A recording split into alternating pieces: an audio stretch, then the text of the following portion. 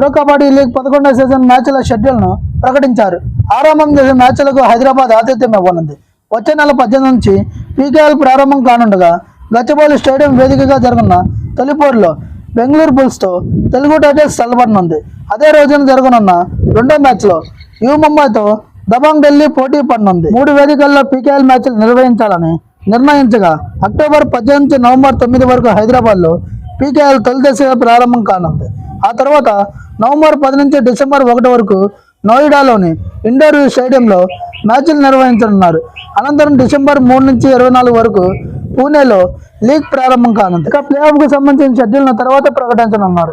గత నెలలో జరిగిన పీకేఎల్ వేలంలో మొత్తం 12 జట్లు తమ అస్త్రశస్త్రాలను పదును పెంచుకోగా లీగ్ చరిత్రలోనే అత్యధిక 8 మంది ప్లేయర్లు ₹1 కోట్లకు పైగా ధర పలికారు. ఇక మొత్తంగా అక్టోబర్ 18 నుంచి ఈ పీకేఎల్ ప్రో కబడ్డీ రాత్రి 8 గంటలకు ప్రారంభం కానుంది.